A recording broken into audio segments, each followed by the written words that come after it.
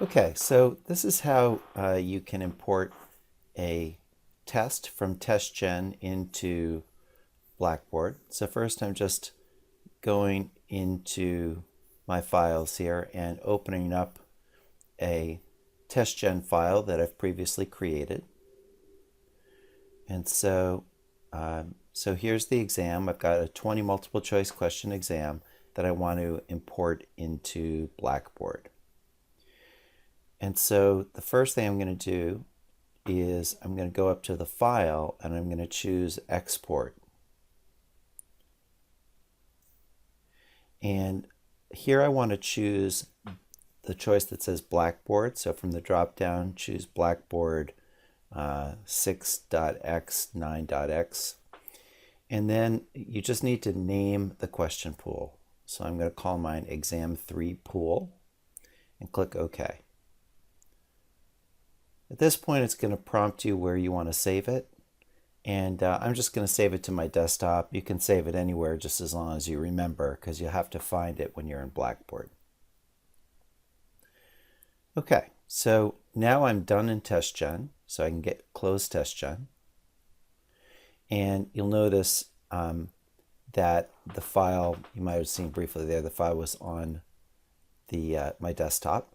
But now what I'm going to do is I'm going to go into Blackboard, into the course, and I'm going to go under Course Tools, and I'm going to select Test Surveys and Pools. And then I'm going to select on Pools.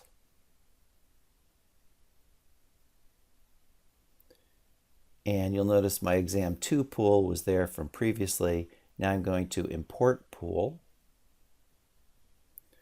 And here's where I've got to browse my computer to find the file. So I'm going to click Browse Computer and go to my desktop and find the file. So it's a zip file. It's the little folder with a zipper on it. Click on that and open it. And then go ahead and click Submit. So it always says warning there, but then it just says that it completed. Go ahead and click OK. And now you can see that I've got that new exam 3 pool in addition to the pool I had previously. Now I'm going to click on Test Surveys and Pools to bring me back one level. And now I'm going to click on Tests.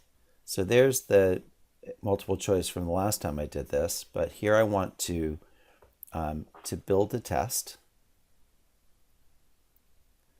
And so I'm going to call it exam 3 multiple choice.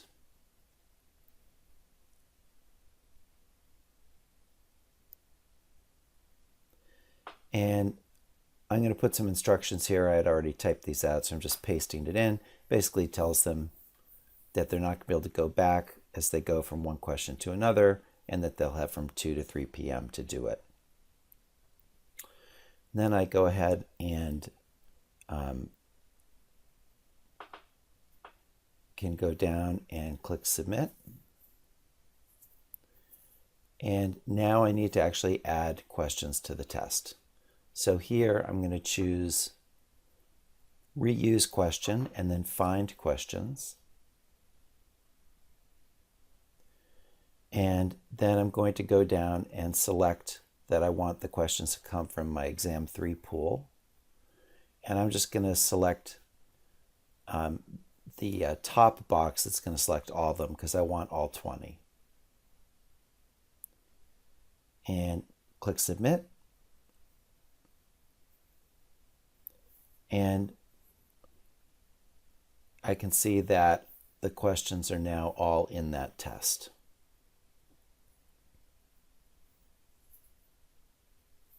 You'll notice that where it says deployed, exam 3 says no because it's not deployed yet, whereas exam 2 has been deployed. So you have to deploy your exam to a folder to actually make it work. So I'm going to click on the exam folder, and this is where I'm having my exams become available. You can see the exam 2 multiple choice is there. It's no longer available to the students, but that's where it is. And so what I want to do is now deploy this new exam that I've just made. So I'm going to go to Tests, And you'll notice that I only have one choice. I just have that one exam that I haven't used yet. So I'm going to click Exam 3 Multiple Choice and click Submit. Now I get a whole bunch of questions.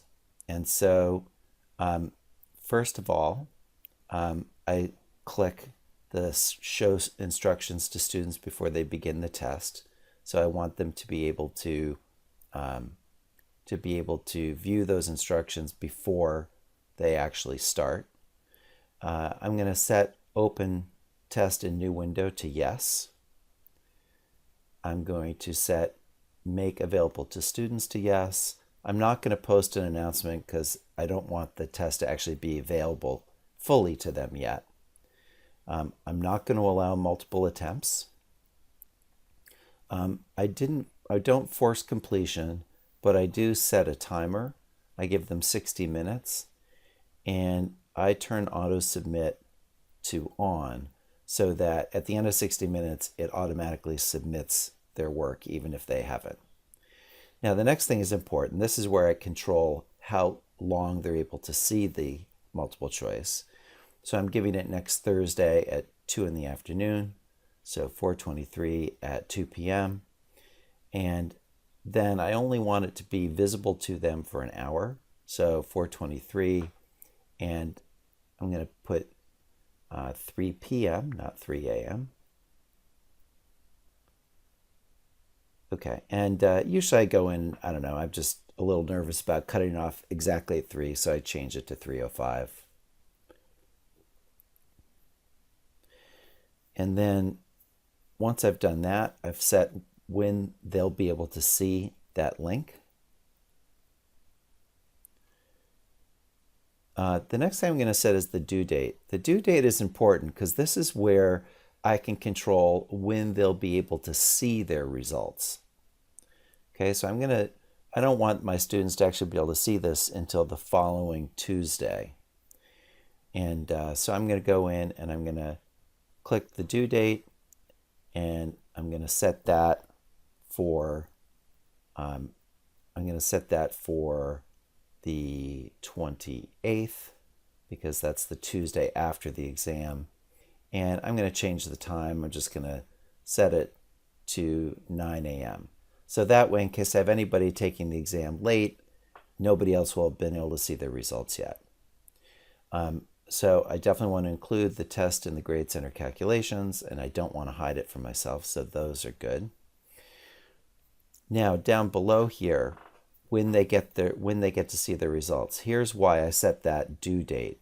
Because now instead of them seeing the results right after submission, I can say that they can see the results after the due date. Okay, and I'm going to let them see just what answer they submitted and what was the correct answer. Now, by the way, they will get their score right after they finish the multiple choice, but they won't be able to see which ones they got right or wrong. They won't have any access to it until after the due date, and then they'll be able to go in and see it. The next part here is important. I only allow them to see one object at a time, and I prohibit backtracking. So I want to make sure that that box is checked and that radial dot is checked.